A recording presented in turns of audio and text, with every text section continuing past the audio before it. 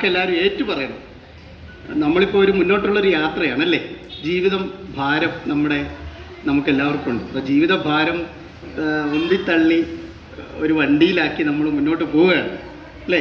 ജീവിത ഭാരമാണ് നമ്മുടെ ആ വാഹനത്തിലുള്ളത്. അപ്പോൾ ഒരു വാഹനം നമ്മൾ തള്ളുമ്പോൾ നമ്മൾ സ്വാഭാവികമായിട്ടും എന്താണ് എങ്ങനെയാ ഹൈലസ എന്ന് പറയും അല്ലേ. ഞങ്ങളുടെ നാട്ടിൽ എങ്ങനെ പറയും, വണ്ടി ഇങ്ങനെ തള്ളുമ്പോൾ ഹൈലസ അല്ല പറയില്ലേ. അപ്പോൾ എല്ലാവരും ഒന്ന് പറഞ്ഞേ ഹൈലസ. അപ്പോൾ ഒരു പ്രകൃതി ഗാനമാണ് അല്ലേ. അപ്പോൾ പ്രകൃതി ഉണ്ടെങ്കിലേ നാമുള്ളൂ. പ്രകൃതി നമ്മളെ ഇടയ്ക്ക് ശിക്ഷിക്കുമെങ്കിലും നമുക്ക് ഒരിക്കലും പ്രകൃതിയെ നമുക്ക് വെറുക്കാൻ പറ്റില്ലല്ലോ അല്ലേ. അപ്പം നാടുണ്ടെങ്കിലേ നമ്മളുള്ളൂ. അപ്പോൾ ഞാൻ പറയുമ്പോൾ ഹൈലസ എന്ന് പറയണം.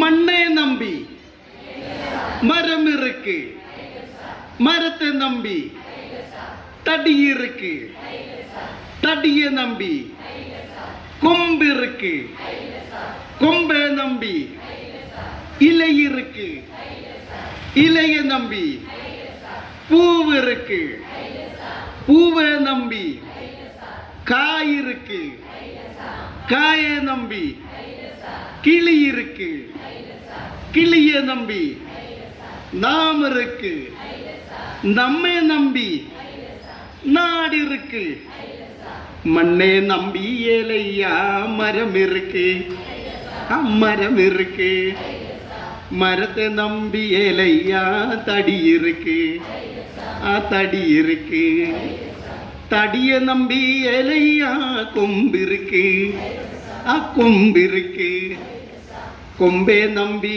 ஏலையா இலையிருக்கு, இலையிருக்கு, இலைய நம்பி ஏலையா பூவிருக்கு, பூவிருக்கு, பூவே நம்பி ஏலையா காயிருக்கு, காயிருக்கு, காயை நம்பி ஏலையா கிளியிருக்கு, கிளியிருக்கு, கிளிய நம்பி ஏலையா நாம் இருக்கு, நாம் இருக்கு, நம்மை நம்பி ஏலையா நாடிருக்கு, நாடிருக்கு, நம்மை நம்பி ஏலையா நாடிருக்கு, மண் இருக்கு, மரம் இருக்கு, தடி இருக்கு, கும்பு இருக்கு, இலை இருக்கு, பூவிருக்கு, കായിருக்கு, കിളിയിருக்கு, നാടിருக்கு,